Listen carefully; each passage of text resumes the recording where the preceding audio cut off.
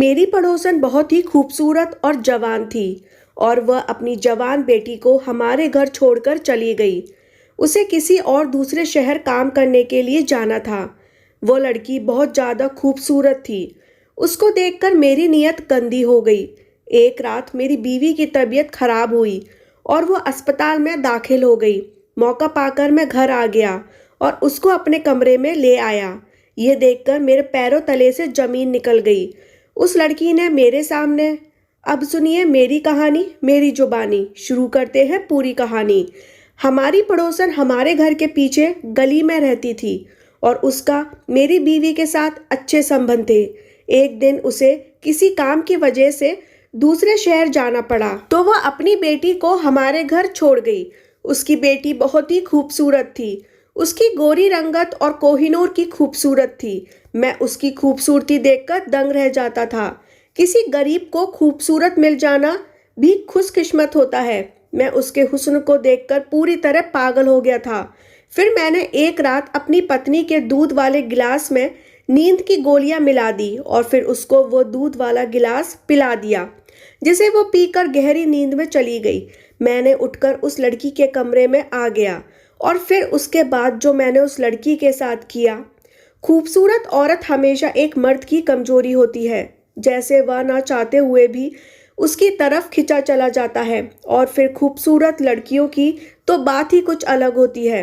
बेहद से ज़्यादा खूबसूरत और कशिश औरतें तो खुद व खुद मर्द भी उसकी तरफ बढ़ने लगता है। मेरे साथ भी कुछ ऐसा ही हुआ था। हमारी पड़ोसन को अचानक किसी दूसरे शहर जाना पड़ा।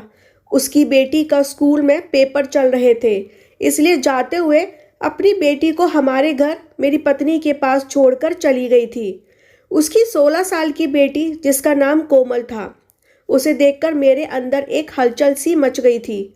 मैं जब भी घर आता हूँ मेरे आगे पीछे होती, मुझे कभी पानी देती और कभी मेरे पास बैठकर बातें करती। उसकी उम्र अदा ने मुझे बहुत परेशान कर दिया था। बस फिर उसकी उस अदा ने मुझे उसका दीवाना ही बना दिया और यहाँ तक कि मैं उसे हासिल करने के आइडिया बनाने लग गया।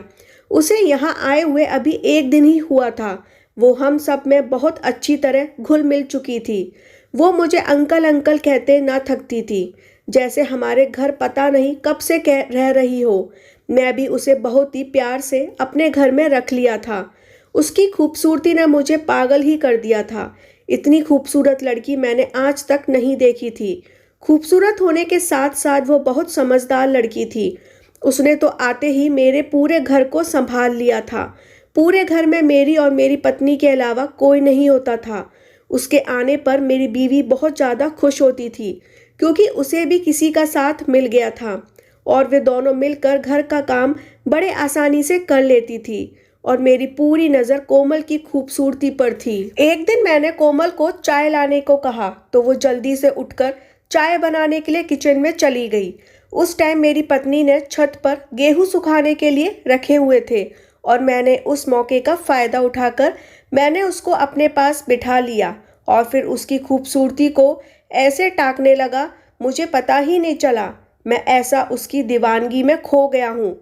चौंक कर मुझे ऐसे देखने लगी, पर मैंने ऐसे इजहार किया, उसे कहा कि आज शाम को मैं उसे अपने साथ आइसक्रीम खिलाने ले जाऊंगा। ये सुनकर तो वो खुशी से खिल उठी थी। मैंने उसका हाथ पकड़ लिया। आइसक्रीम खाने के नाम पर ऐसे खुश हुई कि उसने कोई बहुत बड़ी खुशी मिल गई हो। मैं जानता था कि हमारी पड़ोसन तुलसी बहुत गरीब और विधवा औरत है। ये लोग जिंदगी की छोटी छोटी चीज़ों के लिए बहुत ही तरसे होते हैं और मैं बस इसी बात का फ़ायदा उठाना चाहता था। थोड़ी देर बाद वह उठकर चली गई और मैं एक गहरी सांस भरी। आगे के लिए मैंने अपना आइडिया तैयार कर रखा था। कोमल ग्रीन कलर का सूट पहने मेरी पत्नी का हाथ बटा रही थी और उसमें और भी ज़्यादा खूबसूरत लग रही थी। वो मेरी पत्नी से कहीं ज़्यादा हसीन लग रही थी और मैं चुपके चुपके उसे देख रहा था। वो भी कभी कभी मेरी तरफ देखकर मुस्कुरा देती थी। मेरी बीवी खाना पकाने में बिजी थी और मैं कोमल को देखने में। एक दिन अचानक से मेरी बीवी की तबीयत खराब हो गई और मैं उसे अस्पताल ले गया, लेकिन वहां जाकर मुझे पता चला कि उसे कुछ ऐसी बीमारी है, इसलिए उसको जल्दी ही एडमिट करना पड़ेगा। लेकिन मैं दिल ही दिल में खुश भी था, क्योंकि मुझे कुछ और टाइम कोमल के साथ बिताने को मिल जाता। लेकिन डॉक्टर ने मुझे अस्पताल से घर आने ना दिया और मेरे सारे अरमानों पर पानी फेर दिया। अगली सुबह जब मैं नाश्ता करने के लिए घर पहुंचा, तो उसने बड़ी हैरानी से मेरा स्वागत किया। वो जल्दी से किचन में जाकर नाश्ता बनाने में बिजी हो गई और मेरे सामने दुपट्टे के बगैर बिना झिझक के घूम रही थी। उसके कपड़े जिस्म पर इस तरह फिट थे कि उसका फिगर अलग ही दिख रहा था। वह बार बार मेरे करीब आती और मैं अपने होश होने लगता, जैसे उसके आगोश में आ चुका था। अचानक वो मुझसे पूछने लगी कि क्या मैं मौसी की अलमारी खोलकर देख सकती हूँ। मैंने कोमल से कहा कि उसमें पूछने वाली बात क्या है, वो तुम्हारी मौसी हैं तो उनकी अलमारी को खोल सकती हो। अलमारी भी तो तुम्हारी मौसी की है, इसमें पूछने वाली भला क्या बात है। फिर वो एक अदा से कहने लगी, फिर मुझे अलमारी की चाबी दो। मैं जल्दी अपनी जेब से चाबी निकालकर उसे दे दी और वो अलमारी खोलकर अपनी मौसी की एक एक चीज़ को देखने लगी। फिर उसने अपनी मौसी के सारे सूट निकालकर मुझे दिखाए और पूछने लगी कि आपको उसमें से सबसे ज़्यादा कौन सा पसंद है। मैंने नीले रंग के सूट पर हाथ रखा और कहा कि ये तुम्हारी मौसी पर बहुत ज़्यादा जचता है। वो सुनते ही सूट उठाकर कमरे से निकल गई और जब वापस आई तो मैं उसे ही देखता रह गया। उसे सूट में तो वह अपनी मौसी से कहीं ज़्यादा हसीन व खूबसूरत लग रही थी। अचानक से वो मेरे सामने आकर मुस्कुराते हुए पूछने लगी, ये सूट मौसी पर ज़्यादा अच्छा लगता है या मुझ पर। मैं सोच भी नहीं सकता था कि 16 साल की उम्र में कोई लड़की इतनी भी खूबसूरत हो सकती है।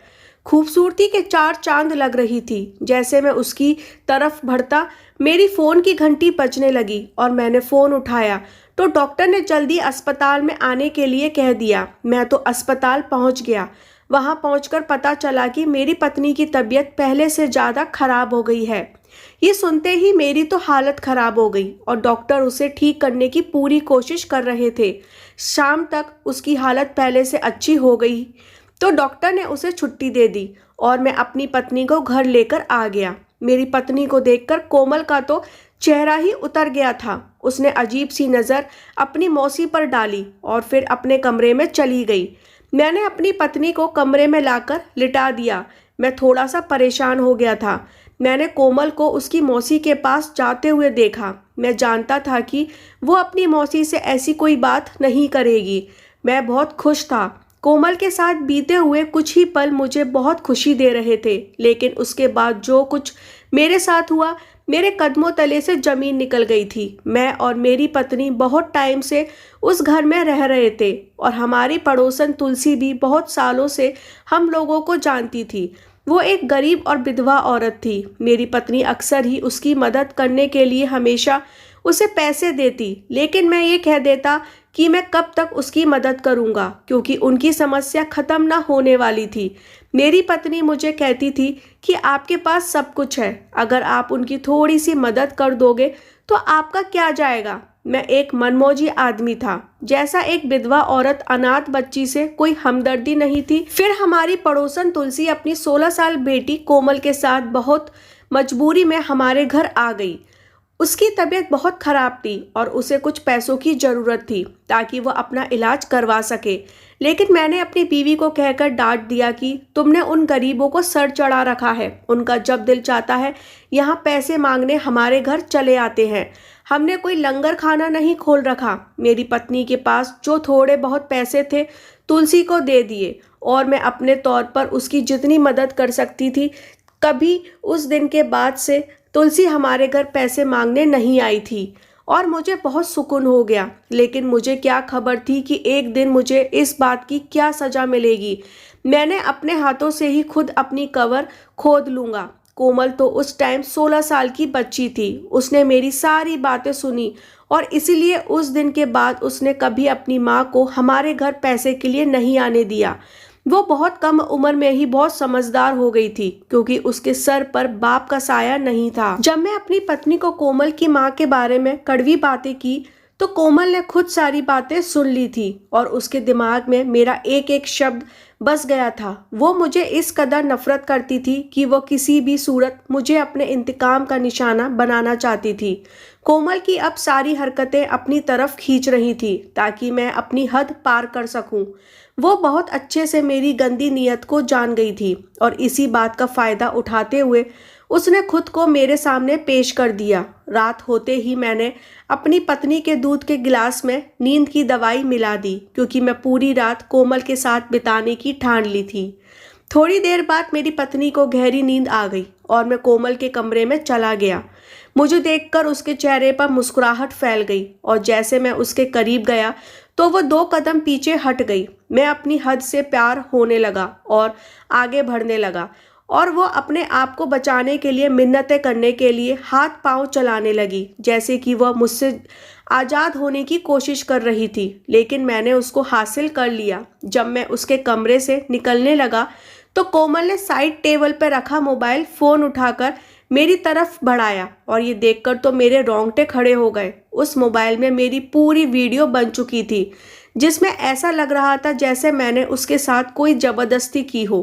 कोमल जिस अंदाज से धक्के मार रही थी ऐसा लग रहा था जैसे वो खुद को मुझे छुड़वाने की नाकाम कोशिश कर रही थी। मैंने हैरत से कोमल को देखा तो वो मुस्कुराकर कहने लगी, ये वीडियो इस मोबाइल पर नहीं है बल्कि उसकी माँ के मोबाइल पर भी पहुँच चुकी है और अगर अब मैं अपनी पत्नी के सामने अपनी इज्जत बनाए रखना चाहता हूँ तो खुद ही उनकी मदद करूँगा। कोमल बड़ी नफरत से कह रही थी कि एक अनाथ बच्चों की मदद करने में तो हमारी जान निकल रही थी और एक अनाथ बच्ची को तुम हासिल करना चाहते थे। कोमल की बात सुनकर मैं तो हक्का बक्का रह गया। वो एक आइडिया की तरह इस घर में आई थी, ये तो मैं सुनकर सोचकर ही हैरान रह गया।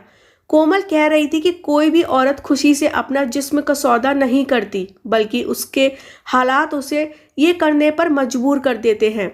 कोमल कहने लगी कि जब उसके घर कुछ खाने को नहीं होते थे और हम एक टाइम की रोटी को ही तरसते थे तब मैंने उसकी मदद करने से साफ मना कर दिया था, जबकि मेरे पास पैसों की कोई कमी नहीं थी। वो कहने लगी कि जब आपको मेरा जिस्म चाहिए था तो मुझ पर पानी की तरह पैसा लुटाने को भी राजी हो गए। अब तो तुम्हें क्या करना है ये सुन लो। आप हर महीने मेरे घर का खर्चा पूरी तरह तुम उठाओगे, नहीं तो मैं ये वीडियो तुम्हारी पत्नी को दिखा दूंगी और तुम पर रेप केस भी कर दूंगी। कोमल की बात सुनकर मेरी तो जान ही निकल गई क्योंकि मैं सोच भी नहीं सकता था कि ये बात कभी मेरी पत्नी को पता चले। मैंने कोमल से कहा कि मैं हर महीने उसकी पूरी मदद करूंगा, लेकिन कोमल ने एक शर्त और भी रख दी जिसने तो मेरा दिमाग पूरी तरह सुन्न करके रख दिया था। वो कह रही थी कि वो मेरा दूसरा फ्लैट उसके नाम करना होगा। मेरे कदमों तले से ज़मीन निकल गई और मैं लड़खड़ाते हुए कदमों के साथ अपने कमरे में चला गया। अगली सुबह कोमल की माँ जाकर उसको अपने साथ ले गई, लेकिन कोमल जाते जाते मुझे धमकी देकर चली गई कि अब से मुझे उनका सारा खर्च उठाना होगा और अगर 1 हफ्ते के अंदर अंदर मैंने उसके नाम फ्लैट ना किया तो मेरे द्वारा किए कर्मों से पर्दा हटा देगी। मैं कोमल की बात मानने पर पूरी तरह मजबूर हो चुका था। मैंने कुछ ही दिनों में उसके नाम फ्लैट कर दिया। जिस लड़की को मैं बहुत सीधा साधा मासूम शरीफ लड़की समझता था और अनाथ बच्ची समझता था और ये सब समझकर अपने जज्बात की हद पार कर दी थी, वो तो बहुत चालाक निकली। जब जमाने में मौजूद हम जैसे लोग कोमल जैसी अनाथ गरीब बच्चों को सहारा नहीं देते और उनकी मदद नहीं करते तो वो खुद व खुद ऐसे बन जाती हैं और यही नहीं बल्कि हम जैसे मर्द उन्हें तवायफ बना देते हैं। कोमल भी एक तवायफ की तरह खुद को इस्तेमाल कर बैठी थी और उस मासूम की कोई गलती नहीं थी। वो अपनी समस्याओं से मजबूर होकर उस जगह पर पहुंची थी कि उसने खुद को इस्तेमाल करने से भी परहेज नहीं किया। मैं अनाथ बच्चों को 2 टाइम की रोटी देने से तो कतराता था और अब मैं मजबूर होकर उसके घर का सारा खर्च उठा लिया कि कोमल जैसी कितनी बेहाल 1 टाइम की रोटी के लिए खुद को इस्तेमाल कर बैठी हैं, क्योंकि उन्हें 1 टाइम की रोटी भी नसीब नहीं होती। जो मैंने कोमल के साथ किया वो तो एक बहुत बड़ा जुर्म था और मुझे सारी उम्र इस बात का पछतावा रहना था। मैंने कई दफ़ा भगवान से गिड़गिड़ाकर अपने पापों की माफ़ी मांगी थी। उस दिन के बाद मैंने कोमल को देखते ही अपनी नज़रें झुका लेता था, क्योंकि मैं जान गया था कि वो मेरे लिए काबिल नहीं थी, जिसे मैंने अपने हवस का शिकार बनाया। आप लोग भी अपने तरीके से अनाथ बच्चों का ख्याल करो और उनके साथ हमदर्दी का प्रयास करो।